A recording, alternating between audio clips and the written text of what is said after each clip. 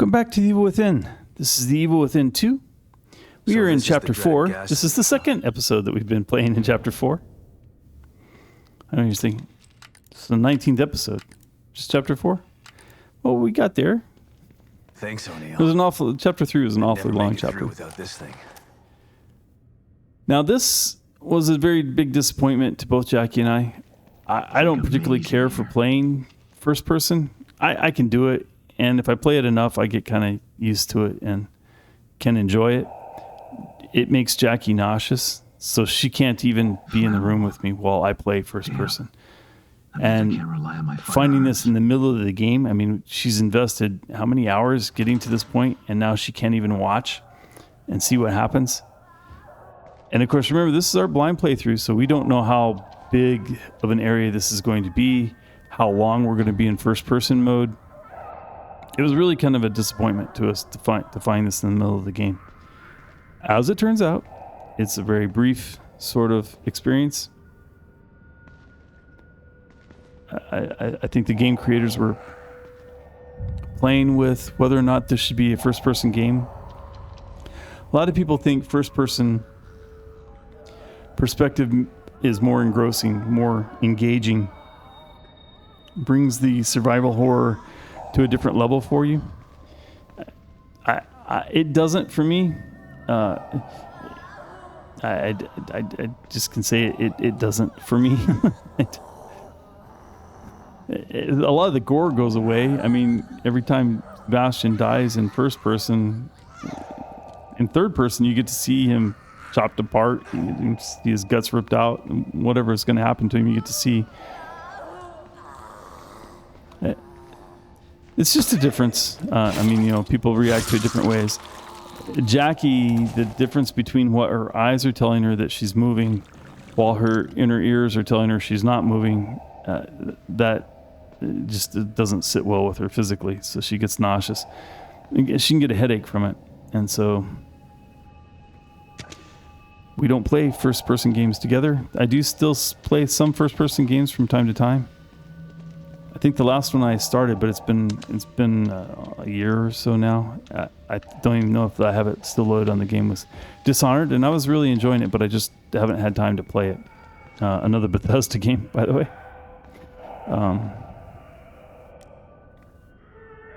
There you go. Turn your light on, you can see something.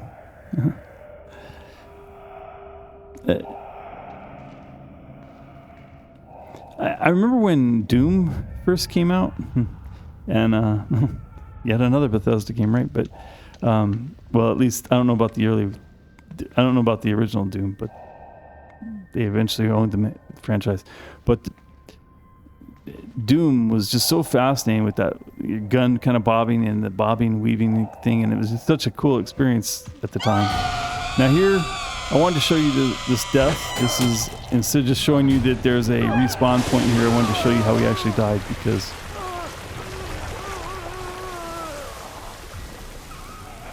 no, that's not something you see every day. So the first time we went down here, that's the way it ended. We had the respawn point was right there. I think this is our second time through it. There's not really much of a reason to die that way, and I just screwed up. Call it first person mode. Call it me just not understanding what I was supposed to be doing. Any of those will work.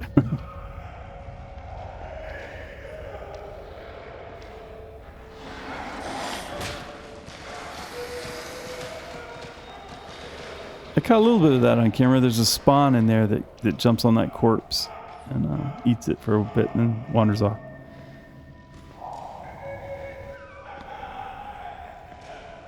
Now, of course, you recognize what killed us was a Lament. So you remember in one of the episodes we had a Lament spitting acid at us from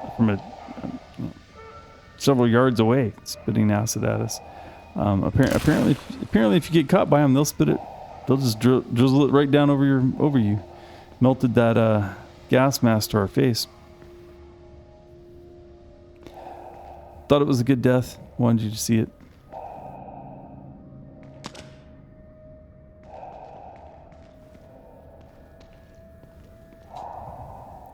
Remind you again that the gameplay is It's not quite a Let's Play. It's close to a Let's Play. It differs from Let's Play in a couple of different ways. You are seeing us play through our first time with the game. Sometimes I don't show the entire path, like showing you going all the way down there and getting killed by the Lament, versus I just cut to the chase and we went down there, we died, the Lament kills us, he grabs us and pours asses all over us. So the interesting thing was that we got killed by a Lament. And so I tried to show you that, but not spend your time going down the path and seeing us die that way. Like the 10, 15 minutes or whatever it took for me to die that way versus I'll show you us getting through it this time. But at the same time, we only learned so much in that first pass. So we did learn something that maybe even the person Brian controlling at the time might have known a few things that you don't know quite yet. But I promise you, it's still blind. We haven't looked up some strategy on how to do it. We don't know how we're going to get by this Lament here. We're not even sure exactly where all he's going to go. The other thing that differs is that the director's commentary, myself, the same person that's controlling Sebastian in the game, is the person talking. And I know how we got through it. And we've gotten through it at least a couple of times now. We've played entirely through the game twice. And we're past this point even on our third playthrough. So I understand what this sequence is now. But the Brian controlling at the time is still a little lost. Doesn't know exactly what he's supposed to be doing. There's a door back behind us where we first crawled under those boards and got into this area where the Lament is wandering back and forth. There's a door there, and if you look at it, it will tell you that there's an electronic lock on it, and you need to follow the wires back to turn the power back on. For whatever reason, we didn't click on that. Oh, got seen again. And that's where I died the first time, was right back there by those barrels. I was trying to hide to get by him, just like I kind of did this time, but the last time I tried to do it more stealthy, I thought maybe I could just stay on one side of the barrels and he wouldn't see me and he'd go around. And he saw me, grabbed me. So this is the first time we've actually been in this room. And once again, you will notice that Brian and Jackie's nemesis are these junction boxes.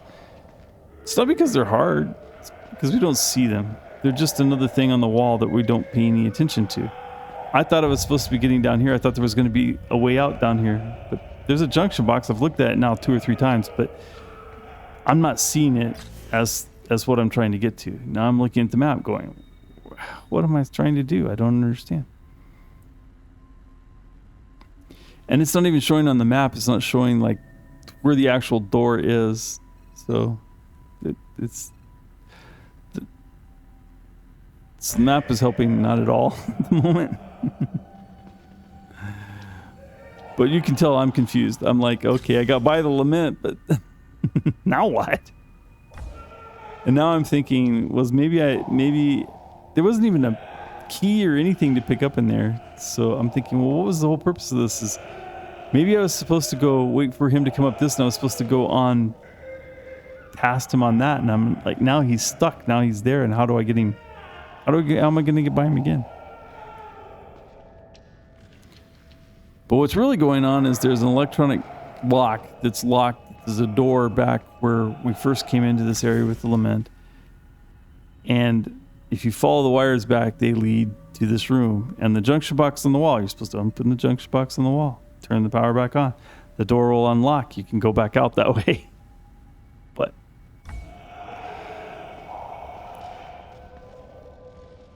so now here I'm thinking, okay, clearly I don't understand. This is not where you're supposed to be. So, and he's not moving anymore. He's no longer patrolling.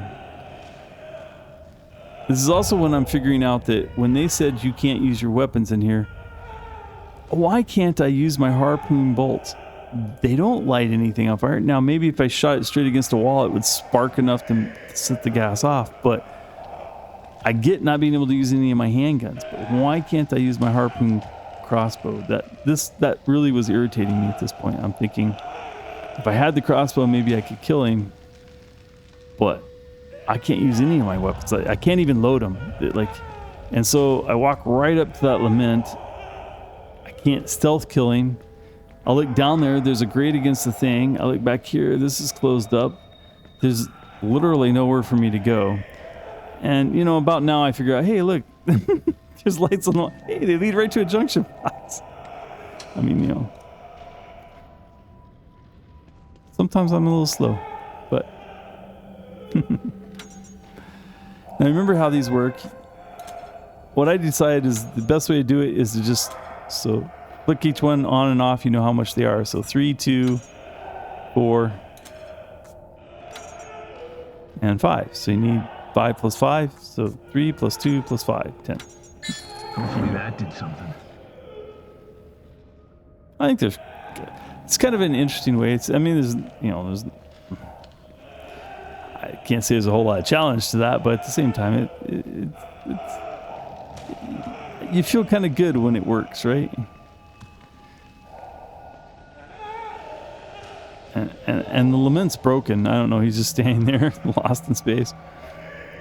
So, but now, see, this was the door. If we'd walked over to it, it would have told us it's locked, and the camera would have forced you to look up at those lights, and you would have followed them. So. Thank God.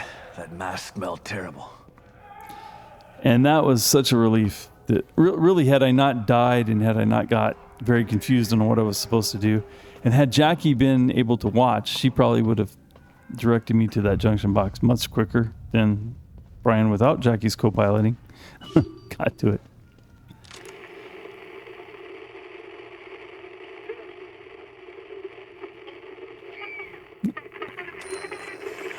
But so that's in the entire game, that was the entire portion of it that you have to play in first person.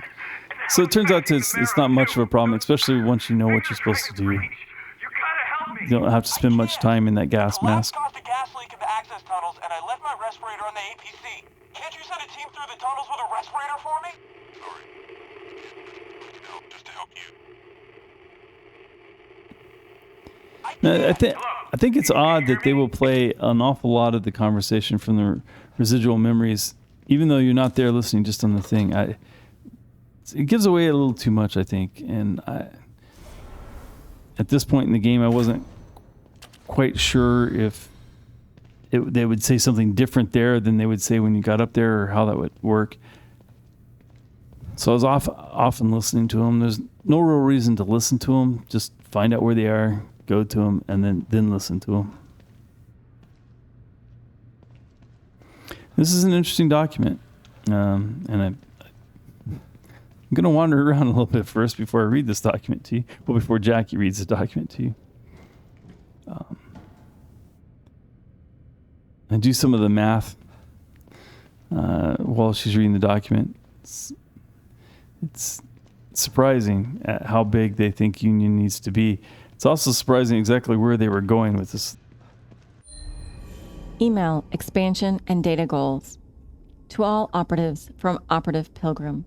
Regarding expansion and data goals. With the success of the new recruitment drive, we are nearing our data goals. Each citizen of Union adds 100 exabytes of STEM storage and processing ability. 2 million exabytes of storage are needed to activate the wireless STEM. Given projected growth, we should reach the goal within a matter of months. A wireless STEM will eliminate the need for the costly STEM pods and aid us in our goal, Phase 2, total STEM immersion for the general populace. Unity cerebral chips will serve to mark and protect Mobius operatives from the Phase 2 signal, which will be sent out via STEM's wireless transmitters to all corners of the planet. So, 20,000 people. So Union was going to meet there in just a couple of months. So there was almost 20,000 people in Union when this happened. Holy cow, right? I mean, 20,000 people providing core memory, 2 million exabytes of data storage, as well as processing. I'm not sure exactly how they kind of, those two are not exactly the same. You have processing units and then you have data units. So I'm not sure exactly how the 2 million exabytes is a memory storage size, but that's a lot of storage, to say the least. But 20,000 people providing that would give them enough power to control the entire world's population. 8 billion. What are we getting close to 9 billion people? I know we're at least at 8 billion people currently. So 20,000 people control the power of 20,000 people. Those 20,000 people are not Mu operatives either. Remember, our damsel in distress, the others, the Mobius operatives, their chips are keeping them from being fully submerged. So they know that they're in STEM, kind of the way Sebastian knows he's in STEM, but those 20,000 citizens don't know they're in STEM. They think they're in a city living in another city in the country, right? Countryside, right? It's 20,000 people, maybe not really, maybe we wouldn't call that a city, but a very large town. It's not a metropolitan area. Parts of the world, 20,000 people would be qualified as a village, but in the U.S., 20,000 people is a significant number, but not, not really a city. It's certainly not a metropolitan area, but it's a good sized place though. 20,000 people is a lot of people, I guess is the point. I can't. But it's such a small fraction of 8 billion. Hello? Can you hear me? It's Watkins. Watkins, what's going on? The collapse is happening faster than we predicted. And now it's affecting the Marrow too. Those things are trying to breach. You gotta help me. We're secure on this side. Get over here. I can't. The collapse caused a gas leak in the access tunnels, and I left my respirator on the APC. Can't you send a team through the tunnels with a respirator for me? Sorry. We can't risk the personnel just to help you. Fuck you guys then.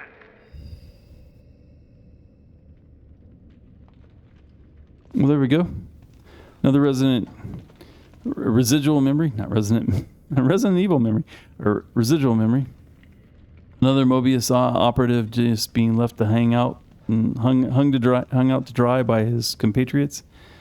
They just have such a nice, dedicated. Everybody's on the same brain wave there in Mobius. Wonder if we're wearing his mask, right? Because Liam had found a mask and given it to us. I wonder if we're wearing that poor soul's mask. He said he had left it on the APC. I think that's what they're calling the Humvees that we found parked around the place.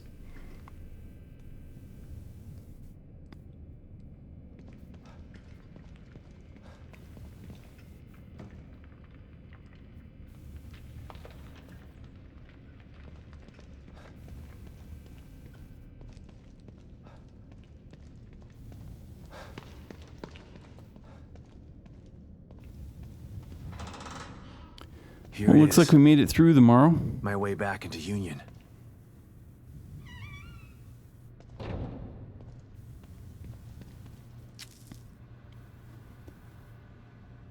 According to Liam, if we go through this computer, if we use the same password on this computer, it will bring us out at City Hall.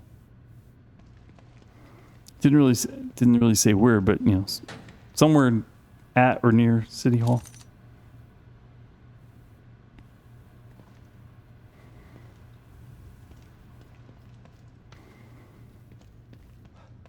I mean, we all knew that Mobius was obviously trying to take over the world. They probably already have a fair bit of control, but in a more traditional sense of political power, political pull, social and economic pull. But they want more than that, apparently. They want complete control.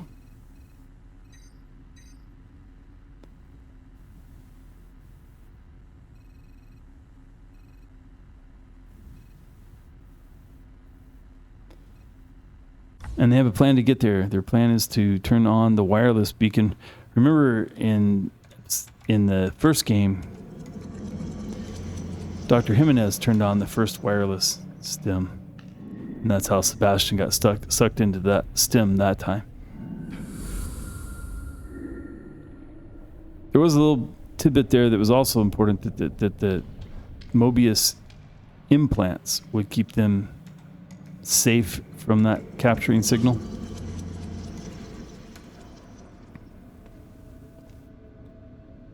Well, this doesn't look like much of a safe house. A tiny little area.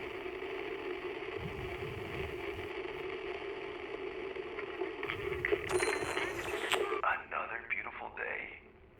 I can't remember the last time it was overcast or too cold. Always feels just right.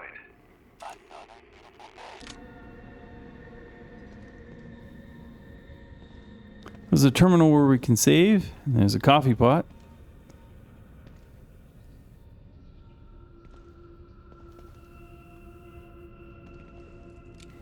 It turns out there's an achievement for drinking coffee from each of the coffee makers. So we didn't die there. That was a save and restore. So.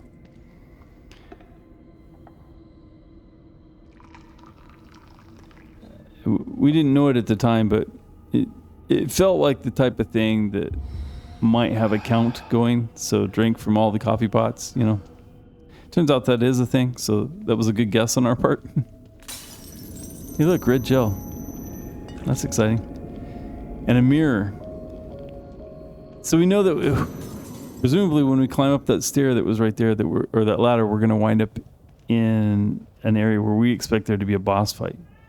And notice we normally come in, the mirror's on the other side of that wall there, so it's a weird place. Was that door there before? And there's a door. So our progress in the storyline gets completely hijacked here. What the hell is this? Most of the rest of our play It's a session chance this to time test your skills. is spent here. Step right up and try your luck, detective. It's a shooting gallery. This is insane. You'd be insane to pass this up. Steady your hand and put your shooting skills to work. No need to worry about ammunition in here.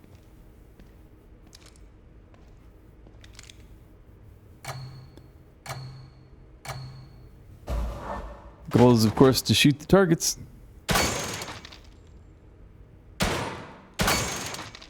So you can already see the difference between a headshot and a body shot.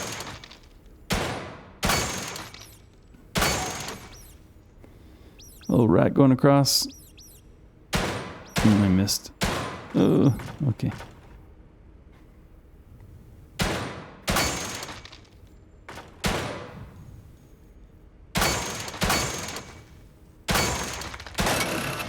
And don't shoot the Tatianas. Should have known that. But, you know, hey.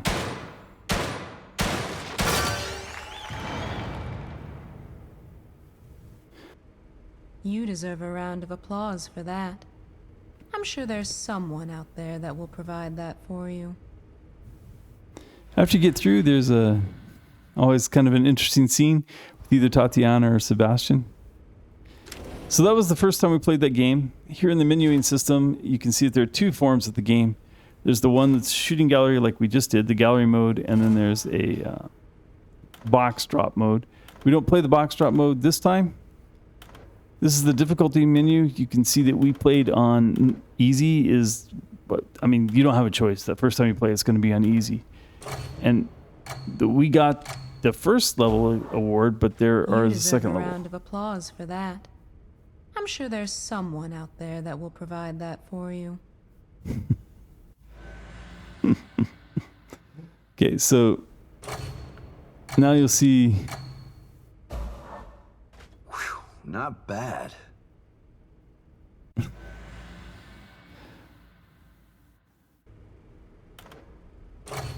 Play it once on hard.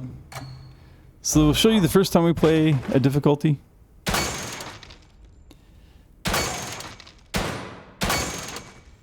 And then we'll show you the highest round that we get in that session on that difficulty.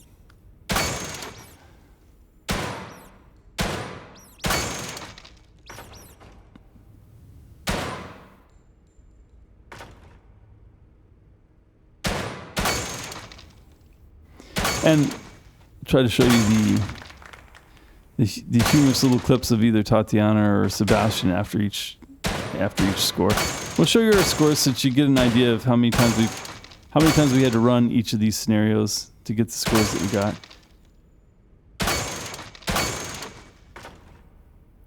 Now looking at the number of difficulties and didn't get him. Still got it. I don't know why you're so proud of that one. You did get the first level reward for it, so you did get a look at that, 1,000 gel. 1,000 gels, that's quite a bit. But look at these difficulty levels. So there's several difficulty levels. We decided that Practice this is makes not perfect. practice makes perfect. Look what I did. So we scored. If the humorous thing that happens at the end of the play was not new, I didn't. Why show it to you again? Just show you the score so that you get the idea. We played 3 more times.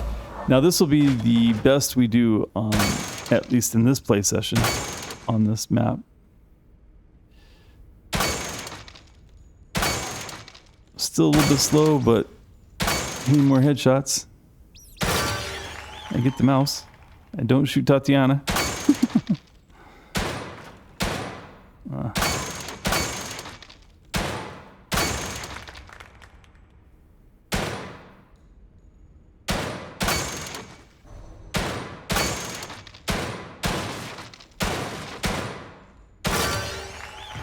There we go.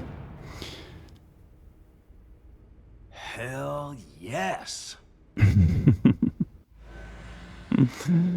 And so we moved up to sharpshooter on that, and we got the final. There were only 2 rewards for playing on easy, and we now have gotten them both. You may have noticed, hopefully you noticed, as we went through that at the hardest level, one of the rewards is a key.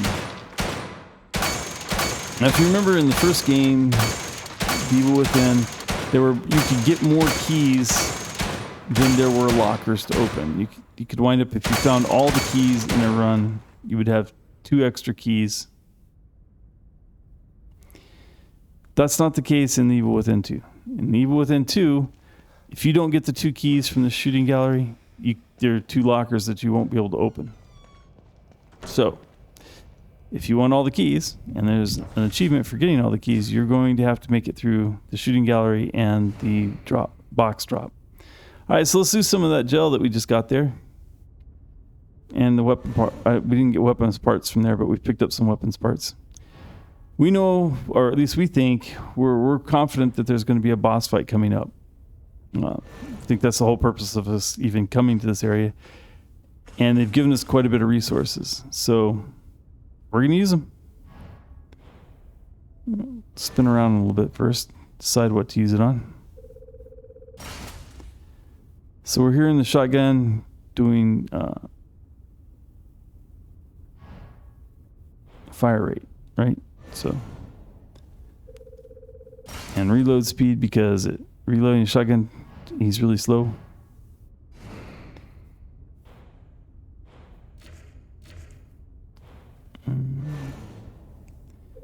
Looking at the sniper rifle, give us a little bit larger clip size so that we can shoot more times before we have to reload.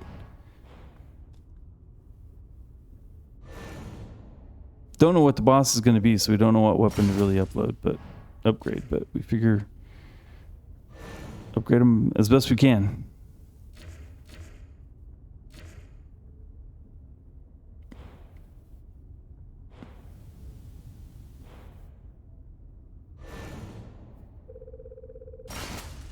Reload speed on the handgun. And this finally catches my eye. The aiming movement speed. So the ability to actually aim instead of just let go of the aim, so that you can move the gun and aim again. So I mean, those 2 things are worth the parts. They help a lot.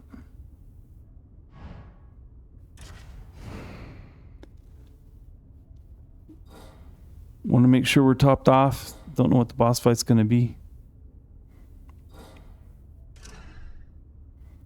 At this point, I was kind of expecting it to be Stefano. I mean, right? That's who we're on the trail of.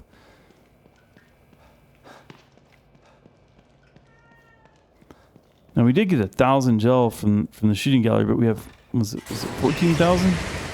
It's not quite as much as the last time that we did some upgrades. Detective Castellanos. Always a pleasure to see you. Mm-hmm.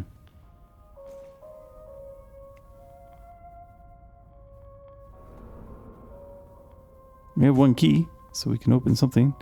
Our 5th locker. Hey, more gel. How much was it? I missed. I couldn't. Too small on the screen for me. This place is ill. It's in critical condition. The infection has spread beneath the surface and into the muscles and bones.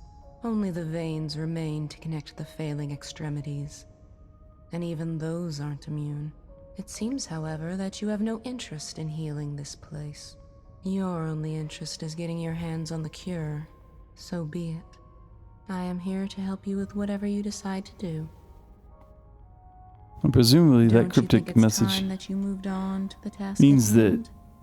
Lily could repair the place. But of course our goal is not to get Lily to repair the place. Our goal is to get Lily and get the hell out, right?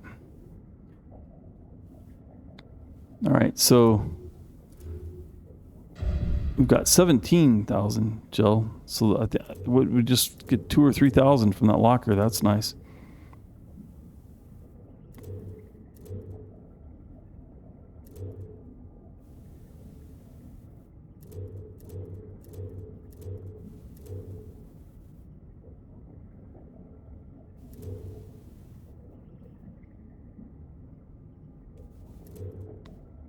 I think we wind up getting 4 things here.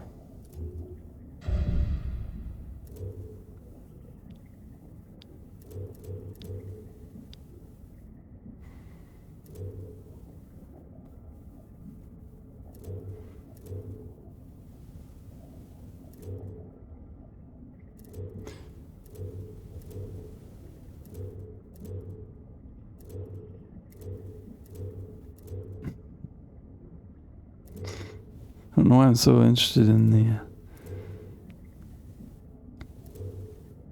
the reflexes was kind of cool, right? And so reflexes 2 is kind of appealing, but it's on the other side of that red gel thing.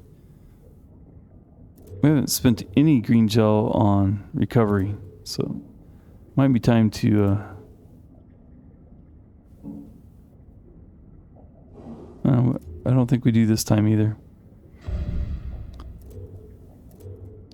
Now, in my opinion, the best skill in the game is that one right there, ambush. Of course, at the time I didn't know it. I just, But after having played, and on classic mode, since you can't get any upgrades, and you're just basically forced into a stealth game. Man, I wound up missing that ambush so bad.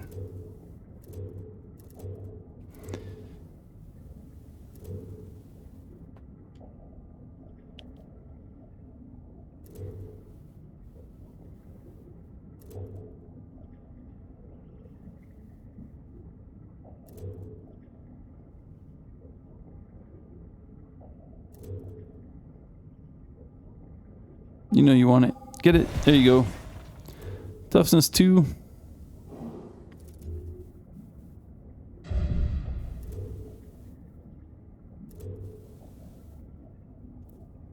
Ambush. Ambush. Probably the skill that gets used the most, though, for me, is this bottle break. That winds up being, whenever a zombie grabs you, you wind up using a bottle. You pull it out and you hit them upside the head with it, and that gets you free. And so while ambush is my favorite skill, the skill that I wind up actually using the most, it's a passive skill, is bottle break. But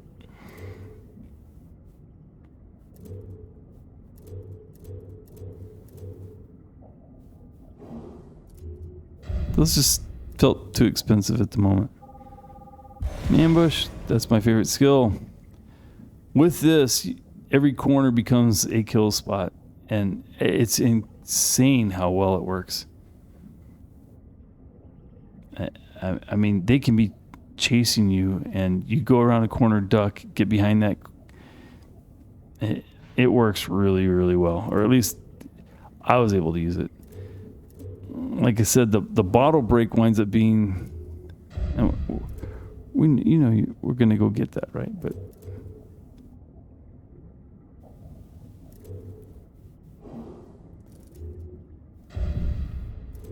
so we decided to take the bottle break. Turns out that even when you have all of the skills, that's the one that winds up being used the most, because anytime a zombie grabs you, use the bottle to get away. And you take no damage. It's critical. So what was that? That was Defiance 1.